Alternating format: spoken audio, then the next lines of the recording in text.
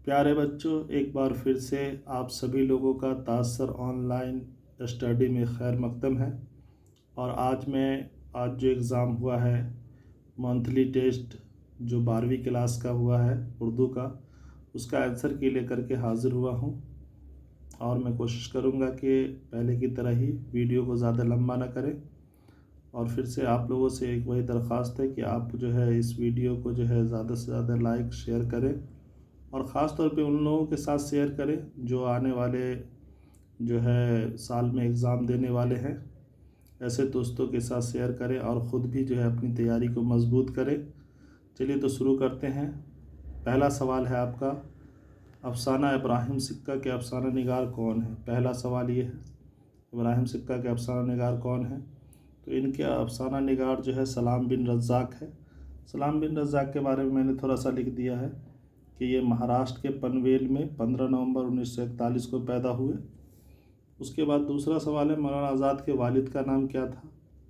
तो मौलाना आज़ाद जो है उनके वालिद का नाम मौलाना जो है खैरुद्दीन था। और मौलाना आज़ाद के बारे में है कि मौलाना आज़ाद जो है उनका असल नाम मोहिउद्दीन अहमद था, और 1888 ईस्वी को मक्का मुकर्रमा में पैदा हुए। मौलाना आज़ाद के बारे में ये बातें थी। उसके बाद है कि गुब्बार ख़ातिर का ताल्लुक़ किस सिम से है? तो ये जो किताब है ये मौलाना आज़ाद की ही किताब है। तो उन्होंने ये जो है खतूत का मजमूआ, ये तो खतूत है, गुब्बार ख़ातिर का जो ताल्लुक़ खतूत से है। उसके बाद चौथा सवाल है कि किस काम से मुतशायर कभी भी नहीं थकता? तो जो मुतशायर है वो क्या है? जी हुजूरी से नहीं थकता। आप पढ़ेंगे तो वो समझ में आ जाएगा। शामिल निसाब मुतशायर के नज़्म निगार कौन है? तो ये ज़फ़र कमाली इनके जो है नज़्म निगार हैं। और अफसाना इब्राहिम सिक्का का मरकज़ी किरदार कौन है? तो ये इब्राहिम सिक्का जिनके नाम से ये अफसाना है वही इनका मरकज़ी किरदार है। ये बहुत जानदार किरदार है, आप इसको पढ़ेंगे तो बहुत अच्छा लगेगा। बहुत बढ़िया ये अफसाना है। और सातवां सवाल है कि यूजेनियो मोंताले किस सदी के शायर हैं? तो यूजेनियो मोंताले के बारे में एक बात समझ लीजिए कि इनकी पैदाइश जो है मैंने आगे लिखा है कि 1896 ईस्वी में हुई, जिनेवा में पैदा हुए। तो जो आदमी 1896 ईस्वी में पैदा हुए, फिर बड़े हुए 1900 ईस्वी में आए, तो 1900 ईस्वी के बाद जब भी कोई ईस्वी की जो सदी जो शुरुआत होती है वो उस के जैसे अब 1900 से 1999 की लास्ट तक, तो दिसंबर लास्ट तक, तो वो पूरा 20वीं सदी कहलाएगा। फिर 20 से शुरू हुआ तो अभी हम लोग जैसे 21वीं सदी में हम लोग अभी चल रहे हैं, तो ये 20वीं सदी के बड़े शायर हैं। अब अगला सवाल की तरफ हम लोग चलते हैं। अगला सवाल 8वां सवाल है कि शामिल निसाब नज़्म हम नहीं जानते का तर्जुमा किस ज़ुबान में किया गया? तो ये जो है नज़्म उन्हीं की है, यूजेनियो मोंताले की है। तो इनका जो है इतालवी ज़बान में इसका जो तर्जुमा किया गया। खलीलुर रहमान आज़मी कहाँ पैदा हुए थे? तो खलीलुर रहमान आज़मी आज़मगढ़ में पैदा हुए थे, और इनकी पैदाइश जो 19 अगस्त 1927 ईस्वी को हुई थी आज़मगढ़ में। अच्छा, 10वां सवाल है कि किताब उर्दू में तरक्की पसंद अदबी तहरीक, ये जो है किन की है? तो खलीलुर रहमान आज़मी की ये किताब है। अच्छा, 11वां सवाल, लफ्ज़ तशंगी के क्या माने हैं? तो इसके माने होता है प्यास के। उसी तरह है कता तारीख़ गम अरसद किसकी मौत पर लिखी थी? तो ये जो है बेटे की मौत पर लिखे थे, जो शायद 34 साल का था। इस पर बहुत ये दिल को झकझोरने वाली नज़्म है, बहुत गम से भरी हुई नज़्म कहिए।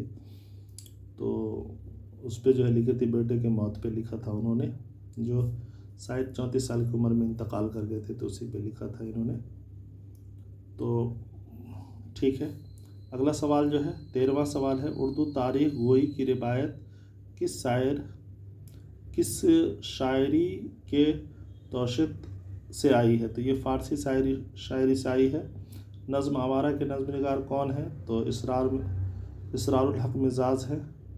क्वारंटीन अफसाना किस बवा का जिक्र है? बवा मतलब बीमारी, तो किस बीमारी का जिक्र है? तो उसमें प्लेग की बीमारी का जिक्र है। اور یہ جو لکھا ہوا ہے وہ راجندر سنگھ بیدی کا لکھا ہوا ہے. اور راجندر سنگھ بیدی کہاں پیدا ہوئے تھے؟ تو لاہور میں پیدا ہوئے تھے، اور 1 ستمبر 1915 کو وہ لاہور میں پیدا ہوئے تھے. اس کے بعد ہے آگے کہ اگلا سوال ہے کہ 17 ضمیر کی کتنی قسمیں؟ تو ضمیر کی 5 قسمیں ہیں. درجہ ذیل میں نون غنہ کی پہچان کیجیے. تو نون غنہ بولتے ہیں اس نون کو کہ جو ظاہر نہ ہو، مطلب جیسے ہم ناک سے ہلکی سی آواز جیسے آتے پلنگ، تو یہ نون غنہ ہے. باقی جان یہ پورا جو ہے اس میں نون ظاہر ہو رہا ہے. تو اسی طرح بناوٹ کے اعتبار سے اسم کی کتنی؟ تو 3 قسمیں ہیں. یہ پہلے بھی 10ویں کے سوال کلاس میں بھی یہ سوال آئے تھے. تو درجہ ذیل میں لاحقہ کی، لاحقہ کے بارے میں 10ویں میں پوچھا گیا تھا. تو لاحقہ کا میں نے وہاں بھی اس ویڈیو میں بتایا، لیکن پھر ابھی بتا دیتے ہیں کہ لاحقہ میں جو معنی دار الفاظ ہوتے ہیں وہ پہلے ہوتے ہیں، اور بعد میں دوسرے الفاظ اس میں جڑ کے، جس کا کوئی خاص معنی نہیں ہوتا لیکن وہ جڑ کے اس کے معنی کو بدل دیتے ہیں. لیکن سابقہ میں کیا ہوتا ہے کہ جو بامعنی لفظ ہوتا ہے وہ بعد میں ہوتا ہے. تو جیسے یہاں پہ ان جو ہے، تو ان کیا ہے کہ یہ سابقہ ہے. با سابقہ ہے، با سابقہ ہے، پر سابقہ ہے.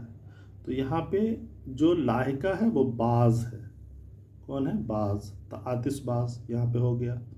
اسی طرح درجہ ذیل میں خطاب کی پہچان کیجیے. تو خطاب جو ہے وہ بھارت رتن ہے، باقی غالب تخلص ہے، اور پنکی جو ہے وہ کیا عرفیت ہے. اب بلبل ہند جو ہے وہ ایک لقب ہے. اردو زبان میں حروف تہجی کی کل تعداد. تو حروف تہجی کی تعداد جو ہے وہ کل 51 ہے، جس میں مرکب اور مفرد دونوں الفاظ ملا کر کے 15 36 51. تو درجہ ذیل میں مذکر الفاظ کی نشاندہی کیجیے. تو مذکر کیا؟ کاروبار ہوتا ہے. اسی طرح جملے میں بنا کے ہم دیکھ سکتے ہیں مذکر کے جو ہے ظاہر کیسے ہوتا ہے. اچھا،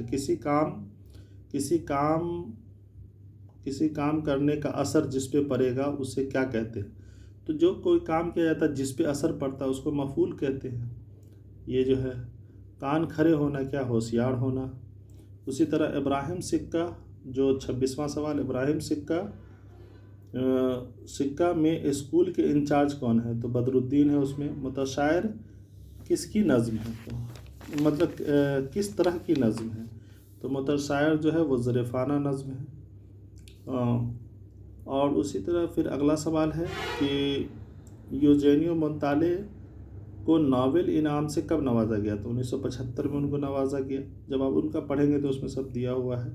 ان کا اور بھی بہت ساری چیزیں ہیں جو الگ الگ تاریخ میں ہوئی ہے. 29واں سوال، درجہ ذیل میں کس شاعر کو تاریخ گوئی میں مہارت حاصل ہے؟ تو تاریخ گوئی میں عطا کاکوی کو جو ہے وہ مہارت حاصل ہے. اس میں جو دیا ہوا نام اس سے جس اسم میں کسی خاص قسم کی آواز نکلے اسے کیا کہتے تھے؟ اس میں شوت کہتے ہیں. بس ہو گیا. یہ تھا آپ کا جو ہے 30واں سوال. ایسے اس میں سے 25 سوال کا جواب دینا ہوتا ہے، لیکن آنسر تو ہمیں سبھی کا بتانا ہے، تو ہم نے 30 کا آنسر بتا دیا. اب آپ لوگ اس کا، جس طرح میں نے پہلے بھی کہا تھا کہ اس کا ایک نوٹس بنا لینا ہے چھوٹا. ایک نوٹس بناتے جائیں گے اردو کا، اس سب آبجیکٹو کو لکھتے جائیں گے اور ایک بار نظر ثانی کریں گے، تو آگے آئندہ کیا ہوگا کہ اگزام کے لیے آپ کی اچھی تیاری ہو جائے گی. تو انہی باتوں کے ساتھ میں جو ہے آج اس ویڈیو کو یہیں پہ ختم کرتا ہوں. شکریہ. میں ایک بار پھر آپ سے درخواست یہ کروں گا کہ آپ اس ویڈیو کو زیادہ سے زیادہ لائک اور شیئر کریں اور چینل کو سبسکرائب کریں. شکریہ.